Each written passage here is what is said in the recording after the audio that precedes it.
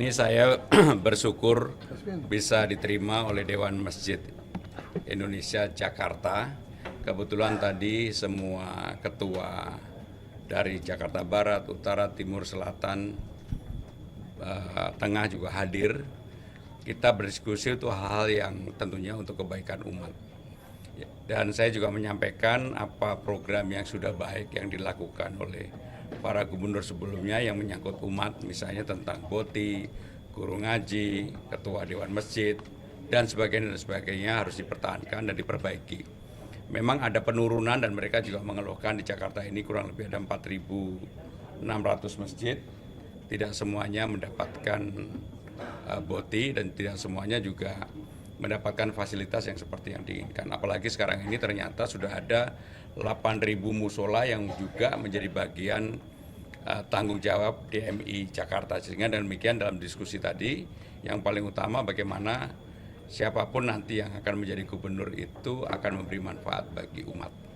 Ya. Mas, kenapa di kampanye pertama ini memilih untuk bersilaturahmi dengan Dewan Masjid Indonesia? Ada alasan tertentu? Seperti yang saya sampaikan, memang sehari dua hari ini kami lebih banyak untuk door to door bersilaturahmi.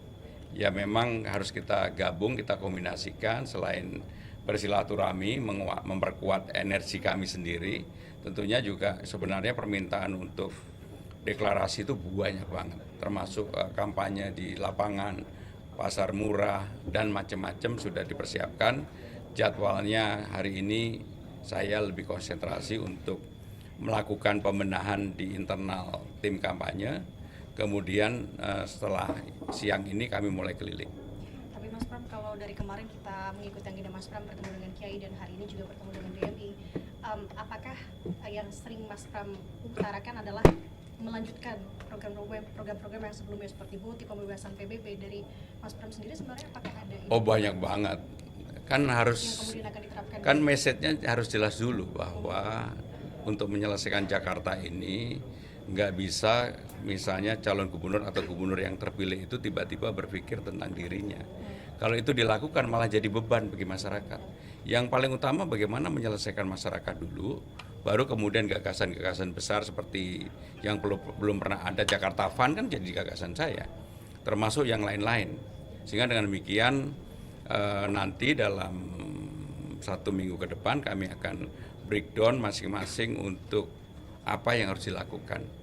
Termasuk hal-hal kecil lah.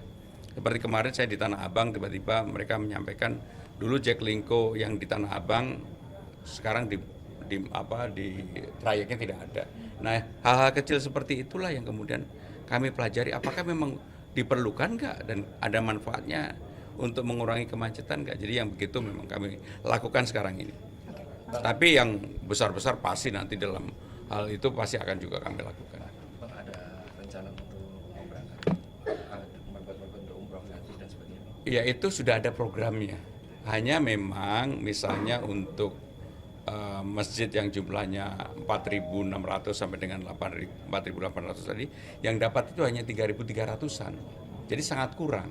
Nah yang seperti itulah yang dilakukan perbaikan. Dan kalau saya bukan hanya yang menjadi pengurus masjid, marbot, guru ngaji, semua agama harus mendapatkan kesempatan yang sama. Holy Land pun harus dilakukan. Hingga dengan demikian harus ada keadilan bahwa yang namanya gubernur itu gubernur buat semuanya. Ya. Oke Mas Pram, kalau untuk sedikit di luar dari agenda ini terkait dengan hari ini kan masa kampanye hari pertama. Kemudian kalau ditanya untuk strategi kampanye yang kemudian akan digunakan seperti apa? Jadi strategi kampanye saya dan Bang Dul, strategi kampanye yang betul-betul menginjak bumi Jakarta. Apa yang akan kami lakukan betul-betul yang secara manfaat itu berdampak langsung bagi masyarakat Jakarta. Seperti yang saya sampaikan selalu, kami kan belanja masalah, dari belanja masalah itu tahu hal-hal kecil. Misalnya yang dulu saya nggak tahu, sekarang baru tahu bahwa yang namanya insentif RT RW yang didua kalikan dari 2 juta menjadi 4 juta, 2,5 menjadi, ternyata laporannya aja juga bermasalah. Harus membuat LPJ, laporan pertanggungjawaban yang membutuhkan energi yang luar biasa. Nah yang seperti itu akan kita buat simpel, sederhana. Yang namanya RT RW dia hanya menandatangani, kemudian kita buatkan form yang sederhana. Jadi memang keinginan saya pribadi dari kecil-kecil itu diselesaikan. Tetapi yang besar juga harus dilakukan. Apa itu besar yang selalu saya kasih contoh paling gampang kan JIS. Bukan hanya nanti dengan MRT yang ada, tetapi kan sekarang juga pemerintah menyiapkan LRT ke JIS. Sehingga demikian dalam jangka panjang saya yakin JIS peninggalannya Mas Anies itu yang sebenarnya bukan semata-mata peninggalan Mas Anies, itu peninggalan sejak zaman Pak Harto. Pembebasan tanah itu selesai zaman Pak Jokowi. Sehingga semua gubernur mempunyai andil untuk itu. Dan saya nggak mau kemudian ide memindahkan JIS, enggak, JIS kita selesaikan. Oke Mas, kalau melihat dari paslon lain, berkaca dari paslon lain, mereka menggunakan metode strategi kampanyenya adalah media sosial ini digunakan sebaik-baiknya. Bahkan ketika berkunjung juga ditemani oleh keluarga istri-istrinya. Nah kalau dari Mas Pram dan... Ya, semua orang calon mempunyai caranya. Tentunya yang namanya era sekarang era sosmed, nggak mungkin enggak. Saya tadi sebelum berangkat sama anak saya diajarin TikTok yang untuk menjawab beberapa yang misalnya Bro Gamal, kemudian yang waktu itu yang saya begini-begini. Nah, itulah kenyataan yang harus dilakukan sekarang dan saya tidak anti untuk melakukan itu. Karena proses untuk meraih simpati publik Gen Z dan sebagainya, saya juga harus bisa berpikir dengan cara mereka. Maka saya akan masuk dengan cara-cara diskusi di Town Hall, mengundang mereka, tetapi dengan Gen Z ini nggak bisa dilakukan dengan cara pendekatan yang misalnya lah hard campaign lebih pada soft campaign, hard to hard gitu ya. Ya. Makasih. Besar juga harus dilakukan. Apa itu besar yang selalu saya kasih contoh paling gampang kan JIS. Bukan hanya nanti dengan MRT yang ada, tetapi kan sekarang juga pemerintah menyiapkan LRT ke JIS. Sehingga demikian dalam jangka panjang saya yakin JIS peninggalannya Mas Anies itu yang sebenarnya bukan semata-mata peninggalan Mas Anies, itu peninggalan sejak zaman Pak Harto. Pembebasan tanah itu selesai zaman Pak Jokowi. Sehingga semua gubernur mempunyai andil untuk itu.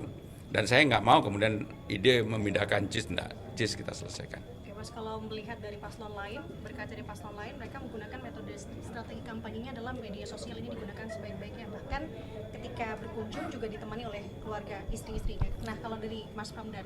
Ya, semua orang calon mempunyai caranya. Tentunya yang namanya era sekarang era sosmed, nggak mungkin enggak. Saya tadi sebelum berangkat sama anak saya diajarin TikTok yang untuk menjawab beberapa yang misalnya Bro Gamal, kemudian yang waktu itu yang saya begini-begini. Nah, itulah kenyataan yang harus dilakukan sekarang dan saya tidak anti untuk melakukan itu. Karena proses untuk meraih simpati publik Gen Z dan sebagainya, saya juga harus bisa berpikir dengan cara mereka. Maka saya akan masuk dengan cara-cara diskusi di Town Hall, mengundang mereka, tetapi dengan Gen Z ini nggak bisa dilakukan dengan cara pendekatan yang misalnya lah hard campaign lebih pada soft campaign, hard to hard gitu ya. Ya. Makasih.